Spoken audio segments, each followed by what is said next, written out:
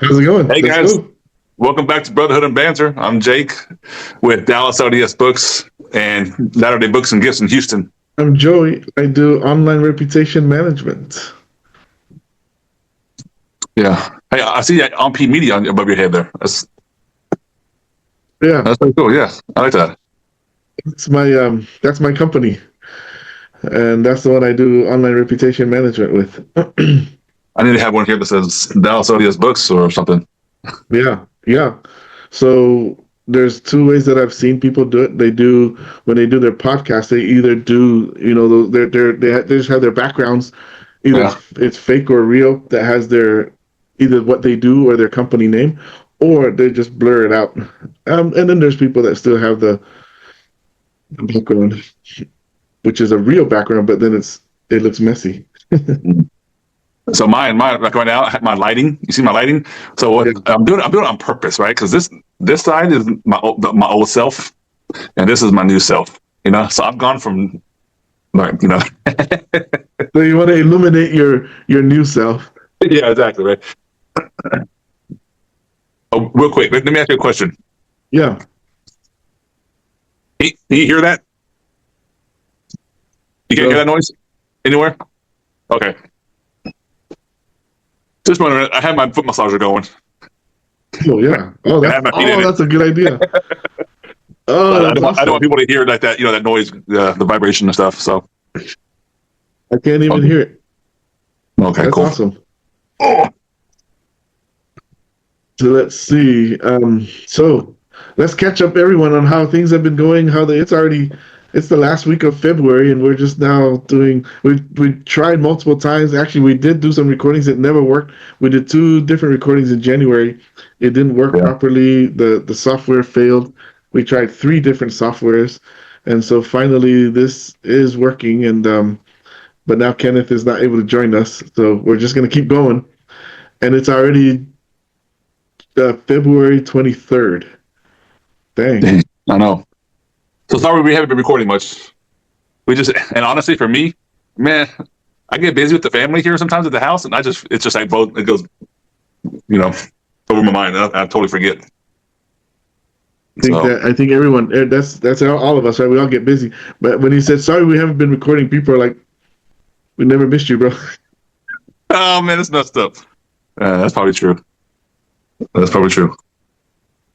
With our tens of followers, tens, Oh, 10. ten, yeah, yeah. That's funny. Well, on that note, if our content helps you in any way, whether you feel spiritual, if you're connected to family, consider subscribing, commenting, and give us a follow. Would like Yeah, it. for sure. Absolutely. The goal is to put out content, positive content, because there's a lot of negative content out there. Let me rephrase it, not negative content. There's a lot of negativity out there. And and some of you that know us know me, they have seen my FAFO video, how I learned what FAFO is. I did not know because FAFO is a Samoan word. It's pronounced fafo, means outside. And but I've seen a lot of content like that, and it's not positive.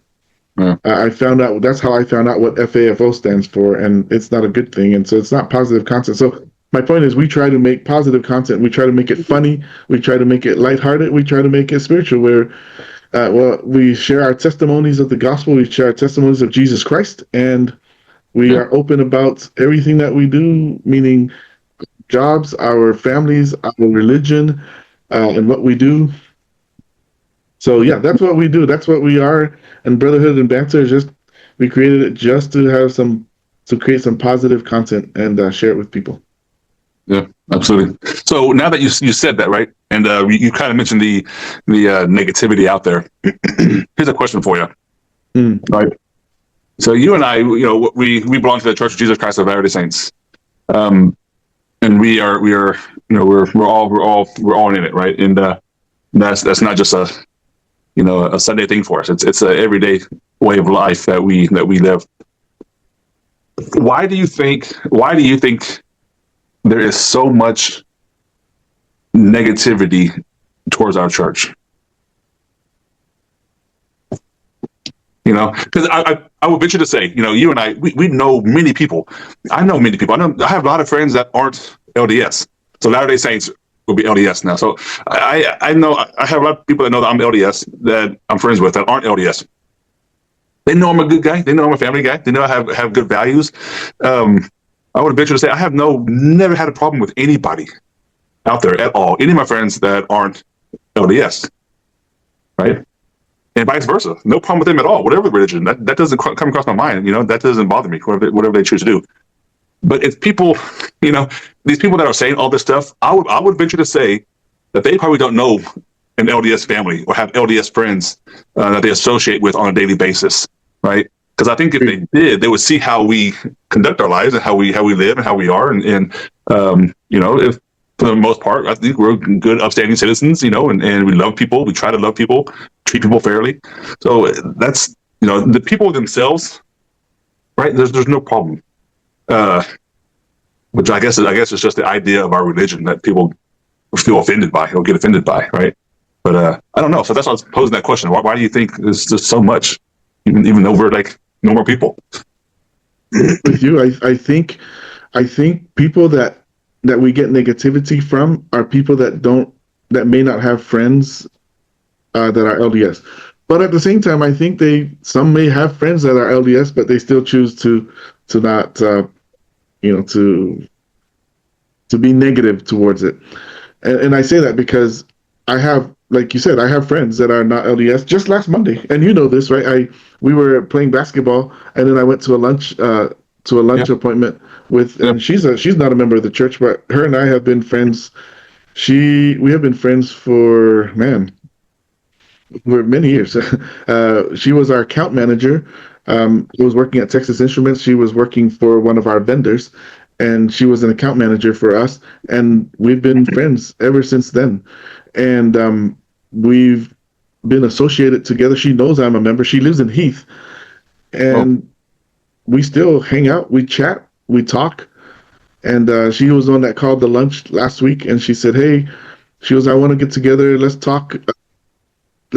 Digital marketing. She goes, "I want to get back into the space and I want to know what's up." And she goes, "And I thought of you. And so I reached out so we can get together." And she goes, "Let's just talk." She goes, "Let me treat you to lunch and let's talk and give me some thoughts and some ideas." We spent an hour and a half just talking. We reminisced at first. We laughed and we giggled. And then we just talked. And during our conversation, we talked about work. But during our conversation, she said, she was saying, she goes, "Well, me and da-da-da in my mouth." And she goes, and we were talking about online reputation and how she needs to manage her reputation online. And she goes, "Okay, I need to be sure because I do have my mouth." I know she is, right? And she goes, "But I know you. I know you don't cuss and you don't do any of that." And I said, "Yep." And she goes, it came up, we talked about it, and we just kept on going. And in fact, whenever she was picking a place, she says, "Let's go to Starbucks." And I said, "Ali, I don't." Oops, I said her name. Can you go back and bleep it out when you do it? Yeah. Well, Ali, if I end up leaving your name in here, hi. And then I said, "Ali, I don't drink coffee." And she goes, "No, I know." She goes, "But it's the place where we have a lot of working space. We have the table's good, and we have Wi-Fi." And she goes, "I don't either. So let's just go there." And she goes, "We can have muffins and hot chocolate." And I said, "Yeah, okay, cool." So we went over there, and I had a big muffin, a blueberry muffin, and some juice, and we chatted. All he knows, I'm a member. I'm a lifelong member of the church. And she also, there were a few times where, because she lives by the Sixth Center, she said to me when her daughter was still in school, she goes, "Hey, so what can we do?" Da, da, da. And I said, "Bring her to seminary." She goes, "Oh, what's that?" And I told her what seminary is. And I said, "Bring her to our activities. We have a lot of youth activities." We discussed the church, and Ali has never been negative to me.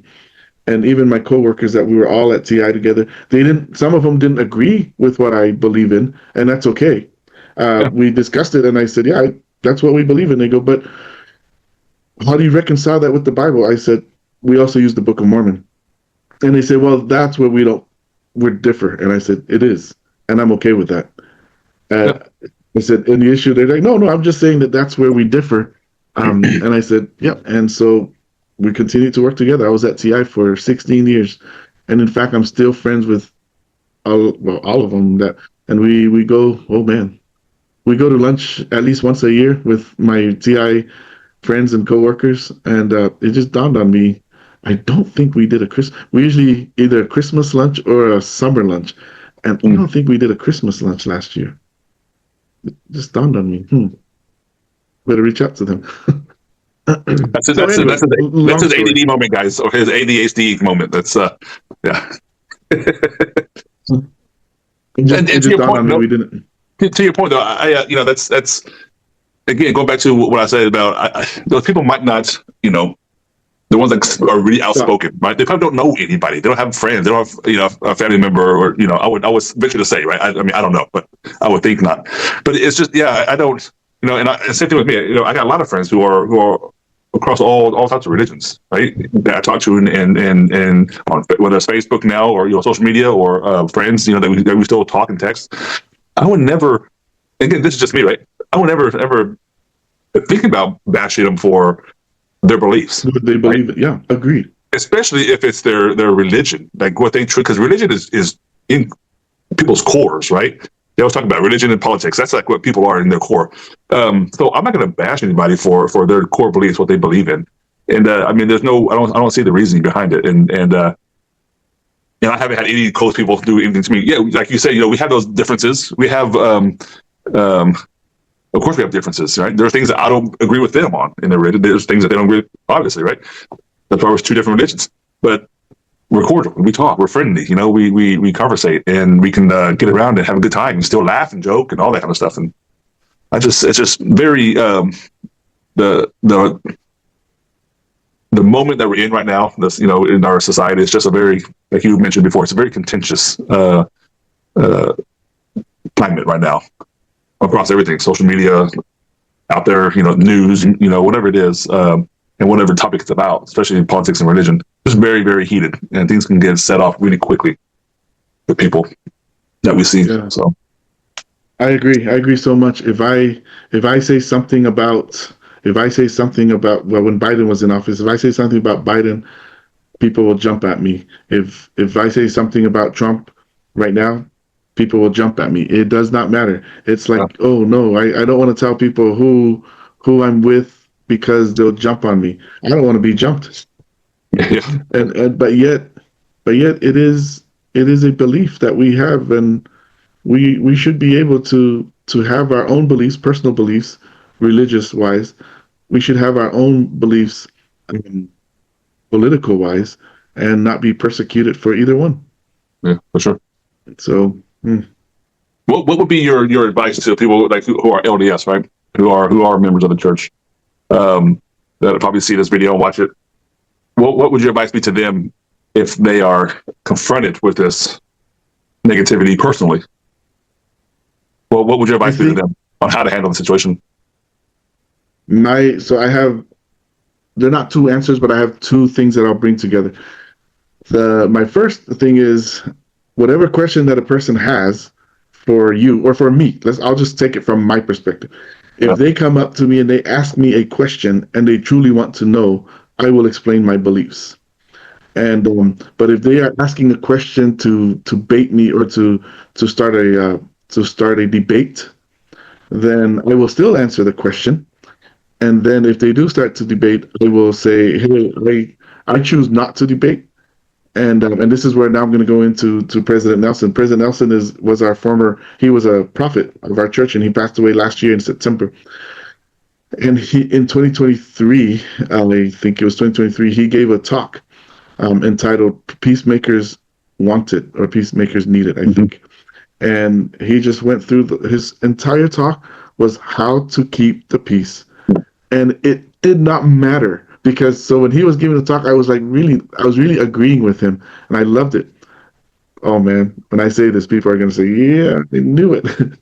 But in my heart, in my mind, I was thinking, "But what about?" And then I would throw out a situation, right? But in my head, I didn't say it out loud because I did listen to his talk again after. I listened to it multiple times, and the funniest thing is that I have realized that no matter what I say, what about this situation, what about this situation, the answer that President Nelson gave that was just overarching was he said, and I might say it wrong. Correct me if I say it wrong. He said, "Anger is a decision." I think I can't remember what he said, but it was reminded to me. I went to a youth activity last on February 14th on Valentine's Day, and the guy that gave the talk on peacemaker was Jesus Christ, the peacemaker. He said, "Conflict will always happen, but debating is a choice, and you can choose not to debate." And he was in essence kind of paraphrasing President Nelson's words, which I agree on, and that's something that my wife has been saying. Man, you gotta work on your anger. And Yeah. again, people out there looking, okay, that guy has anger issues. I don't think I have anger issues, but my wife has said I have anger issues, so I have to work on my anger issues, and I'm trying. I'm trying. I think my wife might say, yeah, he's maybe gone 1% better in 30 years. Hey, at least you're better. Okay, she might say It's not worse. 1%. Yeah. Okay, maybe she might say he's gotten worse. He's gone the other Other way. direction. So anyway, that's my advice. The bottom line of my, I would say advice, but the bottom line of how I would handle it is I would choose to not engage. Okay. Yeah. But you know what though? I learned that on my mission. Sorry, let me just say this real quickly. Yeah. When I went on my mission, and for those of you who don't know, as members of the Church of Jesus Christ of Latter-day Saints, we go on a mission, whether it's a 2-year mission or a year and a half, and we go anywhere within the world. I went to Brisbane, Australia. Shout out to my Brisbane folks. I went to Brisbane, Australia from 1993 to 1995. And, the crazy thing is, when I got there, actually, I'll share 2 crazy things. When I got there, that was the first time I realized there were people that didn't believe in God. I didn't know what an agnostic or an atheist was. And I know there's a difference, right? But I didn't know either of those words. I didn't even hear of those words until I was on my mission. And then they explained to me what they were. Essentially, they don't go to church or they don't believe in God. And I grew up in Samoa, born and raised. And in Samoa, everyone went to church. Now, this is 30, almost 40 years ago. And I say that because today in Samoa, I'm hearing that there's people that are that culture of not believing in a God has arrived in Samoa. But in Samoa back then, if there were people back then, there were 2. I'm joking, but we didn't know of it, right? And my dad, he was the principal of a school, and every Monday morning he would conduct the assembly in the school, the primary school. It's a elementary school. We call it primary school. And he would conduct the assembly, and he would ask, "Who went to church yesterday?" And everyone would say me. But there was one time there was a brand new person, and it was the equivalent of what we call eighth. No, I think it's either 5th grade or 6th grade. And this girl said, "I don't go to your church." And my dad said, "I didn't ask if you went to my church. I asked if you went to church." And she goes, "Oh, yeah, I went to church." And my dad said, "Good. That's all I want to know." And she was like, she thought my dad was asking who went to our church. But no, he's asking who went to church. And everyone, that's what it was. When I grew up, Jake, everyone goes to church in Samoa. Everyone believed in God. If you didn't go to church, it was because you were lazy. It wasn't because you didn't believe in God. And then I got to Australia. There were people that didn't go to church because they didn't believe in God. And that was very new to me. I did not realize such a thing existed. So anyway, I don't know where I was going with that, but And that must have been kind of something I mean, already, because, when we go as missionaries back then, we were 19 years old already. So, living your whole life until then, and then finally hearing that, I'm sure that was like a shock to you, and so. it was a big time shock. Oh, now I remember the other thing, and this is where I was going, was that on my mission, I learned not to debate anyone. And, we called it Bible bashing, because people would come to us, and this, right? People would come to us and they would want us to Bible bash. They weren't asking questions to understand. They were asking questions to debate us. And I have this one big example I'll share with you, because it'll also go to another question that someone will ask. don't hesitate to ask your questions or comments. But this guy, he was a pastor. We didn't know that. We knocked on his door, and on your mission, when you knock on the door, it's most people, they say no, and I say most. Like really, it's most people will say no, not interested. But this guy opened the door and he says, "Oh," and he knew us, and he goes, "Elders." We're like, "Hey," he goes, "Come on in." And usually when people say that, what does it mean? If they say elders, Members. they're members of the church. Yeah. Well, this guy, we didn't know who he was, right? Because we know all the members of the ward. So we knocked on his door and he says, "Elders, come on in." And we're like, "Oh, cool." We walked in, and here was the funniest thing that happened. We walked in, he closed the door, and there was a latch, and he latched the door. At the time, it didn't register. But then he went and he invited us to sit down, and he says, "Okay, well, let's hear what you have to say. And then after that, I want you to hear what I have to say." And immediately I felt a tension. I could feel, but the way he said it and his words, I could feel something. And I looked at my companion, and I had only been out 3 months or three weeks. I looked at my companion. My companion looked at me, and I just really just kind of spoke and said, "Uh oh." And Yeah. so then we began to share with him beliefs, which at the time we called the first discussion, where we talked about God is an all powerful being, and he says, "Yep," and he was totally agreeing with us. And then during that time, right, we introduced the Book of Mormon, and when we introduced the Book of Mormon, that's when he started to kind of interject a lot. And about maybe a few minutes into the discussion of the Book of Mormon, he finally stopped us, and he said, "Okay, well, I've had." He didn't say I've had enough, but he said, "I've listened to what you've had to share. Now I want you to listen to what I need to share." And then he began, and he poured it in, and we sat there for, I think, for an entire 45 minutes, almost an hour, and he was just telling me just all these things.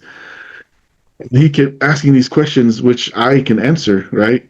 But my companion would just tap my leg, and I recognized what he was doing. Don't engage. Don't say anything, right? And at the end, he says, "What do you have to say?" And my companion, he had been out a year, and he said, "Thank you for sharing your message with us. Um, we just know that the Church of Jesus Christ of Latter-day Saints is the true church of, oh no, yeah, he said the true church of Jesus Christ." And he says, "We know that Jesus Christ stands at the head of our church." And he got, shouldn't say mad, but he was not happy. He says, "False, that is not true. That is," and then my companion stood up and said, "We appreciate your time." And he held up his hand, and the guy did not want to, but we found out during the time he was talking, he's a preacher. He was a preacher of a church. And then at that time, we were walking towards the door. I realized that the door was latched. Locked us in. Yeah. Yep. Yeah, there's no plan. I already said. Yeah, Yeah. yeah. He locked us in, but my companion was so good. He never engaged that day. And when we unlatched the door and we walked out, my companion went and sat down at a park, and we just talked. And anyway, that was my first experience. And from then on, I learned from my companion, Elder Trugaskis. Elder Trugaskis is a good man. He's serving as a bishop right now in Arizona. I think he's in Sholo. He's a good guy. He was a good man. But that was one of the biggest things I learned from Elder Trugaskis that day. And I used that throughout my whole mission, that I never engaged. I never Bible bashed. And even though that guy was so wanting us to do it. So anyway, all the way back to your question.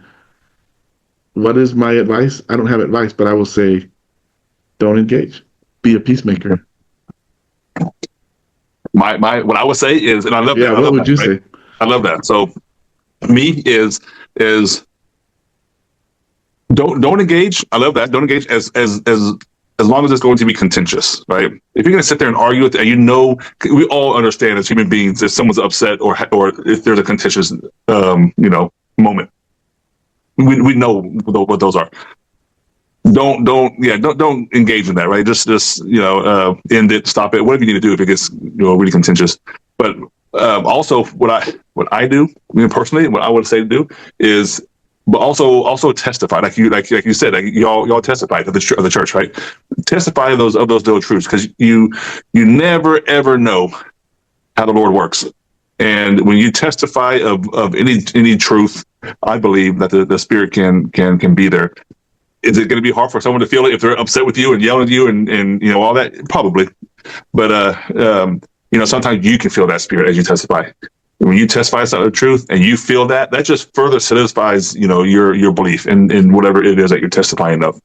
Because this has happened more than several times with me at the store, at the bookstore. They come in and they want to talk, and they it's all nice and sugar coated at first. And then when I first started the store, I was like, oh, okay, cool. Then we get into it. And then I'm like, oh, man. And as time has gone by, I know, I can discern when people come in and try to sugarcoat things. I'm like, oh, I know where this is going, just because of the different questions, or what they say, But it's fun to me as far as the conversation, meeting people and seeing their views and what they believe. And if there truly is, like you said, at the start, if they're truly asking questions and truly believing or wanting to find truth, then sit there and talk to them and give them truth, right? Just not too long ago, I'm not sure if I told you about this person. Then his name is Ezekiel. You probably won't ever see this. Ezekiel's his name, and he came into the store, and he's like, he's been looking all over the place, and he's like, there's just something missing. There's more out there. There has to be more than what we're told in this book, meaning the Bible. And he's like, I've looked into your Book of Mormon, and I've read it, and this is what's telling me that there has to be more out there, because you hear so much of people talking bad about the Book of Mormon and putting it down, and it's of the devil, and it's whatever it is. So much negative about that.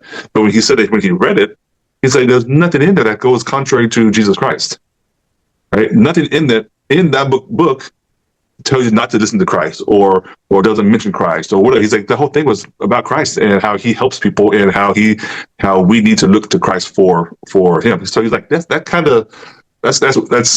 contrary to what I've heard everywhere all the time about the Mormons, he's called us, right? And I was like, yeah. He's like, but I know you have other books, so I know there's more out there for me to learn. And I was like, yeah, right, there is. And we talked about the other books that we out there, and it's when people are truly seeking, right? We know that, and we could sense that when we're talking to them. And there's those two types: people that are really wanting to know the truth, and then people that just want to bash and knock us. And we see a lot of that more, I think, on social media. As far as, because that's out there in our faces, right? That's in our hands every day. That's out in the news, stuff that we're scrolling through, that we see all the time. So I think that's why that's a bigger voice right now at the moment, as far as out there, because it's on social media. But I do believe the people searching for truth is greater than the negative. It's just more quiet because they're doing their own searching, their own their own studying and all that kind of stuff, right? They're not really out there on social media. Hey, guys, help me choose a religion, right? No, they're doing it themselves quietly. But so my advice is just, testify also, of what you know to be true. Do it humble, yeah, and don't be all, like a proud, moment. Be humble when you do it, right? And that's what I've found works. Because that's what we're taught when we go on our missions, right? To testify. And if someone doesn't believe or doesn't want to hear, just share your testimony and then leave. So that's such a good point. And then the other thing that you brought up that's so true is, and I said don't engage, but to your point, you said no, talk and chat with them. But if they do decide to go negative, then don't engage. Yes, exactly. Yeah. So that's such a good point too. So yeah, thank you for that. And then I was gonna say something else, but I forgot. I forgot it. Hey, I like your plant back there. You must water it a lot. Yeah, bro. It's growing tall and straight, and I clip it. I have to clip it. It's like in